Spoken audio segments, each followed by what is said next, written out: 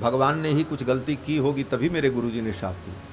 अपने गुरु में दोष नहीं देखा महाराज पार्वती ने, और पार्वती जी ने पूछ लिया, कारण कवन श्राप मुनि दीना, कारण कवन श्राप मुनि दीना, का अपराध रमापति कीना, का अपराध रमापति कीना, का अपराध रमापति कीना, का अपराध रमापति कीना। यह प्रसंग मोहि कहूँ पुरारी, यह प्रसंग मोहि कहूँ पुरारी, मुनि मन मोह आचरज भारी, मुनि मन मोह आचरज भारी, कारण कवन श्राप मुनि दीना, कारण कवन श्राप मुनि दीना। पार्वती जी ने भगवान शंकर से पूछा, कारण कौन साप मुनि दीना? क्या कारण पड़ गया कि मेरे गुरुदेव को भगवान को शाप देना पड़ा? मेरे गुरुदेव की गलती नहीं हो सकती, भगवान ने ही कोई गलती की। ये गुरु के प्रति श्रद्धा है। पार्वती जी ने यही कहा कि कारण कौन साप मुनि दीना, का अपराध रमापति कीना। रमापति ने क्या अपराध किया कि मेरे गुरुजी को शाप देना पड़ा? नहीं दूसरा चेला होता तो कहता है रे गुरुजी तो गड़बड़ है, भगवान को शाप दे रहे हैं। लेकिन गुरु के प्रति अपार निष्ठा पार्वती जी की है। और फिर यह प्रसंग, पूरा प्रसंग भगवान शंकर सुनाते हैं। भगवान शंकर कहते हैं, एक बार देवर्षि नारद घूमते घूमते कहीं गए, उनको एक स्थल दिखाई पड़ा सुंदर। उस स्थल को देखकर, नदी का तट देखकर नारद जी के मन में हुआ कि यहां पर मैं बैठ करके तप करूं। और नारद जी महाराज वहां तपस्या में बैठ गए। उनकी तपस्या को देखकर देवराज इंद्र को भय हो गया कि ये मेरा पद लेना चाहिए। इंद्र ने तपस्या भंग करने के लिए कामदेव को भेजा। कामदेव ने सारा प्रयास किया लेकिन नारद जी विचलित नहीं हुए।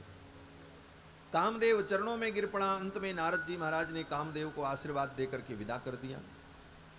लेकिन नारद जी के मन में अभिमान आ गया कि मैंने काम को भी जीत लिया।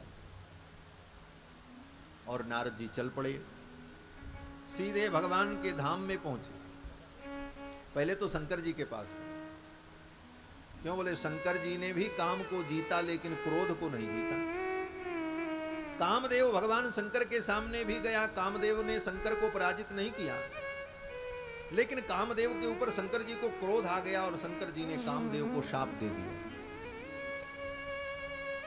नारद जी सोचने लगे, काम को तो भगवान शंकर ने भी जीता है लेकिन क्रोध को नहीं जीता। हमने तो काम को भी जीत लिया और क्रोध को भी जीत लिया, कामदेव के ऊपर मुझे क्रोध नहीं आया। अब तो हम शंकर जी से भी ज्यादा श्रेष्ठ हो गए।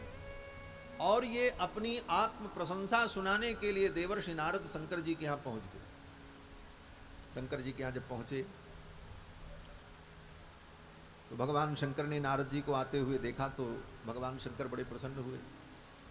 ये नारद जी तो भगवान के भक्त हैं, भक्त आएंगे तो राम जी की चर्चा होगी। भगवान शंकर तो बड़े प्रसन्न हुए कि अभी नारद जी राम कथा सुनाएंगे। लेकिन पहुंचते ही नारद जी ने राम कथा नहीं सुनाई, मार कथा सुनाई। राम कथा नहीं सुनाई, मार कथा सुनाई। तुलसीदास जी लिखते हैं कि मार चरित शंकर ही सुनावा। शंकर जी सोच रहे थे ये रामचरित सुनाएंगे, लेकिन ये सुना क्या रहे? बोले मार चरित। रामचरित सुनना चाहते थे भगवान शंकर। और नारद जी ने क्या सुनाया? बोले मार चरित शंकर ही सुनावा। कामदेव का चरित्र सुनाया, कामदेव के ऊपर मैंने कैसे विजय प्राप्त की। भगवान शंकर समझ गए और भगवान शंकर ने नारद जी को बहुत समझाया कि चलो कोई बात नहीं, ये सब चर्चा आपने यहां की, लेकिन ब्रह्मा जी की सभा में इसकी चर्चा मत करना, और भगवान के सामने इसकी चर्चा तो कदापि मत करना। लेकिन नारद जी नहीं माने। नारद जी ने जाकर के ब्रह्म सभा में भी चर्चा, अंत में भगवान के पास भी पहुंच गए और भगवान के सामने भी आत्म प्रशंसा की, महाराज मैंने तो कामदेव को जीत लिया, मुझे क्रोध भी नहीं आया। भगवान नारायण ने समझ लिया इनके हृदय में अभिमान का अंकुर प्रकट हो गया, और भगवान को अभिमान अच्छा नहीं लगता।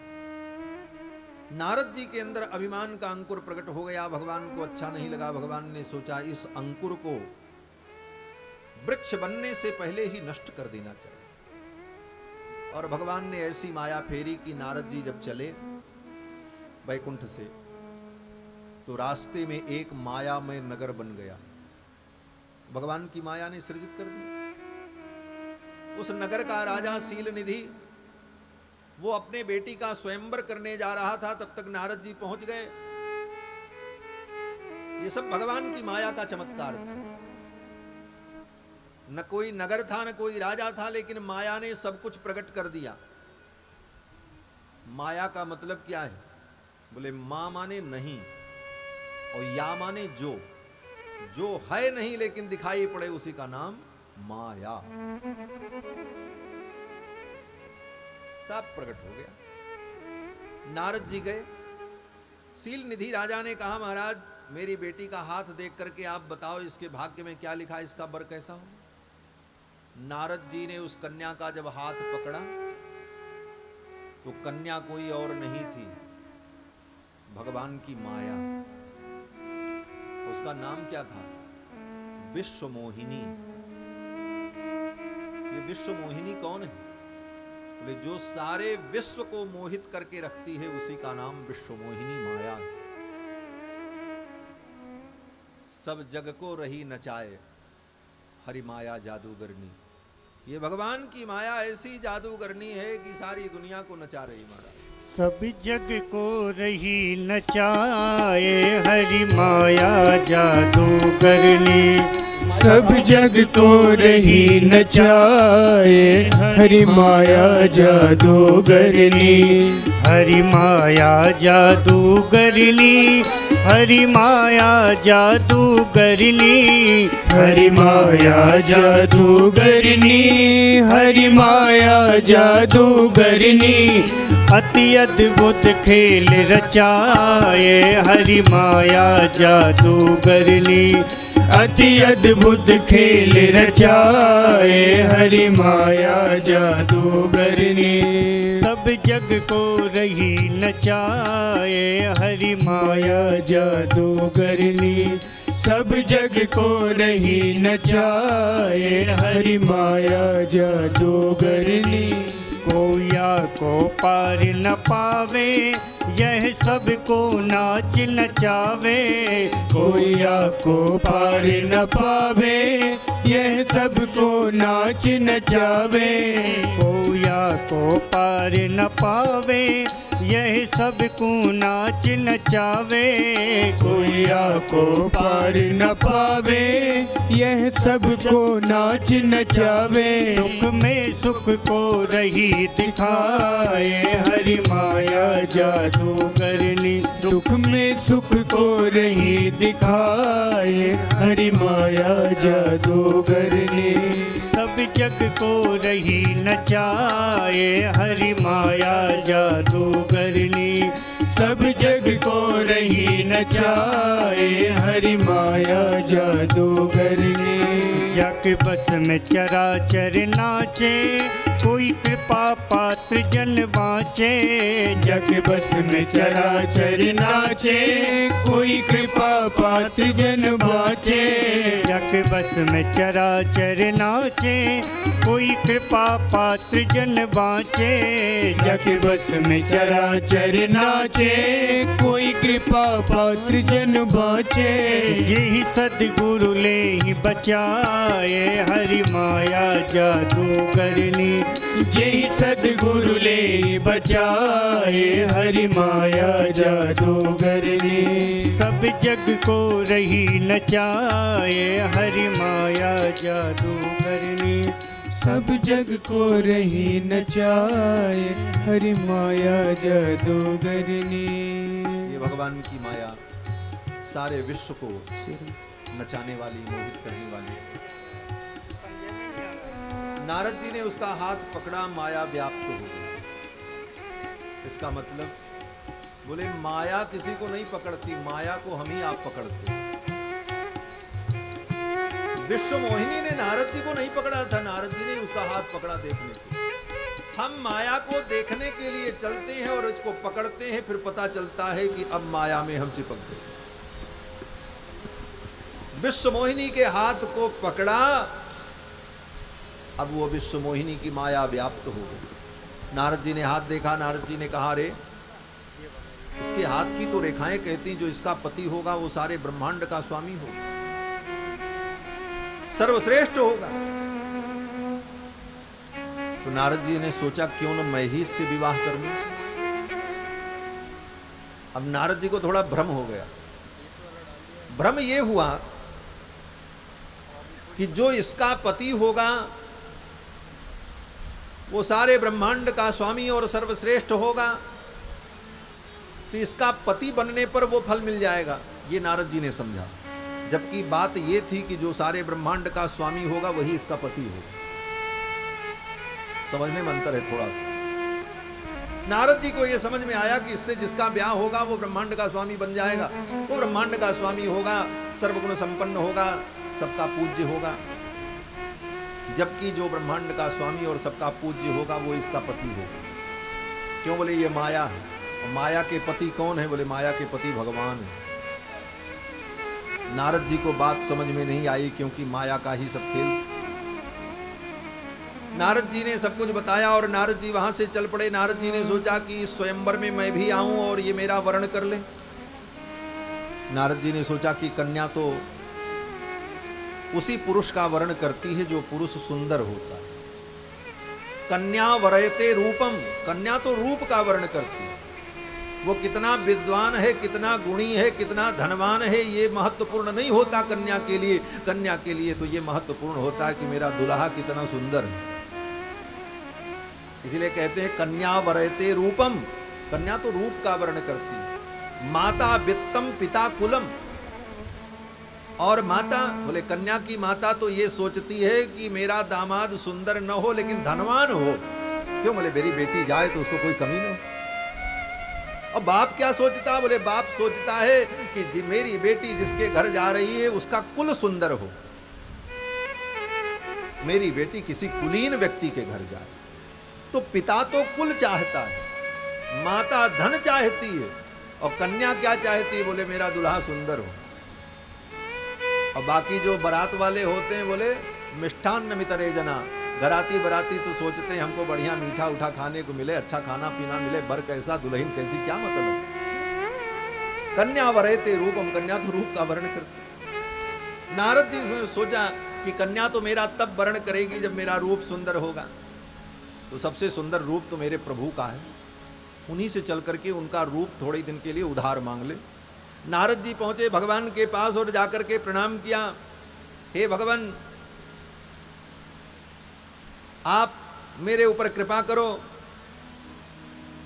और आप अपना स्वरूप मुझे दे दो, तभी उस कन्या को मैं प्राप्त कर पाऊंगा। और यही मैं आपके पास मांगने आया हूं। जेहि विधि नाथ होई हित मोरा, करो सुबेग दास में तोरा। ये चौपाई इसी प्रसंग में नारद जी ने भगवान से यही कहा कि जेहि विधि नाथ होई हित मोरा। देखो, भक्त भगवान की माया में कभी कभी प्रभावित हो जाता है, लेकिन भगवान अपने भक्त को बचाने का रास्ता निकाल लेते हैं। नारद जी विचलित तो हुए, लेकिन नारद जी ने एक बात बड़ी अच्छी कही। नारद जी को माया व्याप्त हुई, लेकिन नारद जी ने किसी ऐरे गहरे नत्थु खैरे से जाकर के नहीं कहा सीधे भगवान से ही जाकर के कहा, संसार में तुम्हारे अंदर संसार की कोई कामना उत्पन्न हो तो किसी से मत कहो, भगवान से कहो। अगर वो तुम्हारे लिए उचित होगा तो वो परमात्मा तुम्हें देगा, और नहीं उचित है तो नहीं देगा। नारद जी ने जाकर के भगवान से कहा, और कहते समय एक बात बहुत अच्छी कही, जेहि विधि नाथ होई हित मोरा, जिसमें मेरा हित हो वो आप करना। अगर इस कन्या से विवाह कर लेने में मेरा हित हो तो विवाह करा देना। जेहि विधि नाथ होई हित मोरा, और अगर इसमें हित नहीं है तो जो मेरा हित हो वही आप करना। क्यों? करऊं सुबेग दास मैं तोरा, मैं आपका दास हूं, आपका सेवक हूं, इसलिए मेरा हित जिसमें हो वही आप करना। तो भगवान ने भी यही उत्तर दिया कि जेहि विधि होई है परम हित नारद सुनहु तुम्हार। हे नारद, तुम्हारा जिस प्रकार से हित होगा सर्वविध हित वो मैं करूं। जेहि विधि होई है परम हित। अब यहीं पर जीव और परमात्मा के भाव में अंतर देखो। नारद जी कहते हैं जेहि विधि नाथ होए हित मोरा, जिसमें मेरा हित हो। नारद जी अपने हित को चाह रहे हैं, और भगवान क्या चाह रहे हैं? भगवान नारद का परम हित चाह रहे हैं। जेहि विधि होई है परम हित नारद सुनऊ तुम्हार, सोहम करब न आन कछु मृषा न बचन हमार। कुपथ मांग रुज व्याकुल रोगी, देहि न वैद्य सुनो मुनि जोगी। हे नारद, यद्यपि बीमार व्यक्ति कुपथ्य मांगता है, बुखार हो जाए, मुंह का स्वाद बिगड़ जाए तो सोचता है कोई चटपटी चीज खाने को मिले, लेकिन बुद्धिमान डॉक्टर उसको सलाह नहीं देता, वो वस्तु खाने नहीं देता। और तुम्हारे अंदर भी बीमारी लग गई, इसलिए तुमको कुपथ्य अच्छा लग रहा है, लेकिन वो मैं तुम्हें नहीं दूंगा। कुपथ मांग रुज व्याकुल रोगी, दे न वैद्य सुनो मुनि जोगी। लेकिन नारद जी के ध्यान में तो सब वही कहानी बसी थी, इसलिए भगवान के कथन का तात्पर्य नारद जी नहीं समझ पाए। नारद जी को विश्वास हो गया, भगवान ने अपना स्वरूप दे दिया। नारद जी गए थे सुंदर बनने के लिए, हमको सुंदर बना दो। भगवान सोचने लगे नारद को अगर आज हम सुंदर बना देंगे तो मेरा नारद जीवन भर के लिए बंदर बन जाएगा, और अगर मैं आज नारद को बंदर बना दूं तो जीवन भर के लिए ये सुंदर बन जाएगा। अब निर्णय करो, एक दिन सुंदर बनकर के जीवन भर बंदर बनना चाहते हो कि एक दिन बंदर बनकर के जीवन भर सुंदर बनना चाहते हो? भगवान ने सोचा नारद को अगर आज हम सुंदर बना देंगे तो विश्व मोहिनी से इसका ब्याह हो जाए। तब क्या होगा? बोले ब्याह के पहले जो इतना व्याकुल है विश्व मोहिनी के लिए, ब्याह होने के बाद तो ये उसका दास बन जाएगा। और नारी के पराधीन होकर जो पुरुष दास बन जाता है उसकी स्थिति क्या होती? बोले बंदर जैसी स्थिति होती। नारी विवश नर सकल गोसाई, नाचई नर मरकट की नारी विवश पुरुष तो मरकट के समान, बंदर के समान नाचता है। जैसे मदारी बंदर को नचावे वैसे ही नारी नचाती है। भगवान ने सोचा कि अगर आज मेरा नारद सुंदर बनेगा तो जीवन भर के लिए बंदर बनेगा ये, और अगर आज मैं अपने नारद को बंदर बना दूं तो इसका ब्याह नहीं होगा, ये सदा के लिए सुंदर बना रहे। इसलिए भगवान ने नारद जी का स्वरूप बंदर जैसा बना दिया। नारद जी को तो विश्वास था भगवान ने अपनी सुंदरता हमको दे दी है। नारद जी पहुंच गए सभा में, बड़े बड़े राजा लोग आए थे, नारद जी बैठे थे, और भगवान ने बड़ी अद्भुत लीला की। भगवान ने नारद जी को बंदर का स्वरूप दिया, लेकिन बाकी लोग देखते थे तो उनको लगता था कि नारद जी बैठे, और जो विश्व मोहिनी थी उसको दिख रहा था कि बंदर बैठा। बाकी लोगों को नारद नारद के रूप में दिख रहे थे। भगवान ने सोचा भाई बाकी लोगों के बीच में मेरे नारद का अपमान न हो, इसलिए भगवान ने ऐसी माया रची कि बाकी सभा में जितने लोग थे उनको तो नारद जी दिख रहे थे, लेकिन वो वर्ण करने वाली कन्या को बंदर दिखाई पड़ रहे। और नारद जी तो बैठे थे। जेहि दिस बैठे नारद फूली, फूल करके नारद जी बैठे थे कि सभा में कन्या तो मेरा ही वर्ण करेगी, लेकिन कन्या ने तो उधर देखा ही नहीं। महाराज कन्या ने देखा ही नहीं नारद जी की ओर। नारद जी ने सोचा अब इधर आएगी, अब इधर आएगी, और विश्वमोहिनी वरमाला लेकर के घूमती रहीं, तब तक भगवान ही राजकुमार बन करके आ गए। राजकुमार बन करके भगवान आए और विश्वमोहिनी ने भगवान के गले में वरमाला डाली और भगवान विश्वमोहिनी को लेकर के चले गए। दुल्हन लई गए लक्ष्य निवासा, नृप समाज सब भयो निराशा। विश्वमोहिनी को लेकर के भगवान चले गए। अब तो नारद जी को बड़ा गुस्सा आया। तब तक भगवान शंकर के दो गण वहीं घूम रहे थे। उन दो गणों ने कहा, महाराज आपके इस मुख को देख करके कौन कन्या वरण करेगी? नारद जी ने कहा, इतना सुंदर चेहरा हमारा, तो जाकर देखो तो शीशा में। अब शीशा कहां मिले? वहां पानी में जाकर के नारद जी ने अपना मुख जब देखा, बंदर जैसा मुख। अब तो नारद जी को क्रोध आया। नारद जी को इतना क्रोध आया कि नारद जी महाराज वहां से चल पड़े। पहले तो उन दोनों को शाप दिया कि तुमने मेरा उपहास किया, जाओ तुम दोनों राक्षस हो जाओ। शंकर जी के दोनों गणों को शाप दे दिया और नारद जी वहां से क्रोध में तमतमाते हुए चल पड़े। नारद जी ने कहा, दईहों शाप की मरीहों जाई, आज ही जाकर के मैं भगवान को शाप दूंगा और या तो आत्महत्या कर लूंगा। इतना बड़ा उपहास मेरा करा दिया। दईहों शाप की मरीहों जाई, जगत मोर उपहास कराई। जगत में मेरा इतना बड़ा उपहास इन्होंने कराया। अब तो नारद जी महाराज पहुंचे। कहां? बोले भगवान के पास।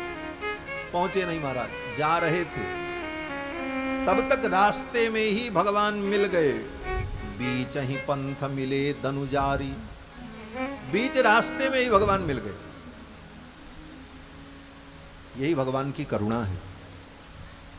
जब भगवान का भक्त काम क्रोध लोभ के आवेश में आकर के पतन के मार्ग पर चल पड़ता है तो स्वयं भगवान बचाने के लिए उस मार्ग में आ जाते हैं और उसको पतन से रोक लेते हैं। इसलिए बीच ही पंथ मिले दनुजारी, बीच ही पंथ में, बीच रास्ते में भगवान आ गए। और अकेले नहीं आए भगवान, संग रमा। गोस्वामी तुलसीदास जी कहते हैं, संग रमा सोई राजकुमारी। भगवान आए। भगवान के एक तरफ, दाहिने तरफ तो महालक्ष्मी थी और बाएं तरफ वो राजकुमारी थी। अब नारद जी ने जब भगवान को देखा, बीच ही पंथ मिले दनुजारी, संग रमा सोई राजकुमारी। अब तो नारद जी का क्रोध 4 गुना हो गया। ये देखो, मेरा एक भी ब्याह नहीं होने दिया और अपना 2-2 करके घूम रहे, एक इधर एक उधर, संग रमा सोई राजकुमारी। अब तो नारद जी को भगवान के ऊपर बड़ा क्रोध आया। डहक डहक परचो सबका। नारद जी बहुत नाराज हुए और भगवान से कहा कि परम स्वतंत्र न सिर पर कोई। आप परम स्वतंत्र हो, आपके सिर पर कोई नहीं है, लेकिन आज मैं आपको शाप दूंगा। आप बड़े चतुर हो। और नारद जी ने भगवान को शाप दे दिया। बोले पहला शाप मेरा सुनो। 1 शाप नहीं, 2 नहीं, 3 शाप देंगे। नारद जी ने कहा, पहला शाप ये है कि बंचो मोहि जवन धरि देहा। जो शरीर धारण करके आपने मुझको ठगा है, यही शरीर आपको धारण करना पड़ेगा। आप राजकुमार बने तो अब राजा का बेटा बनना पड़ेगा, आपको संसार में जन्म लेना पड़ेगा। पहला शाप। दूसरा शाप, नारद जी ने कहा, दूसरा शाप यह है कि आपने मेरी बंदर की आकृति बना दी, बंदर जैसा मेरा मुंह बना दिया। आपके ऊपर विपत्ति पड़ेगी तो बंदर ही आपकी सहायता करेंगे और कोई आपकी सहायता नहीं करेगा। करी है कीस सहाय तुम्हारी। भगवान ने कहा ठीक, और कुछ? नारद जी ने कहा तीसरा शाप।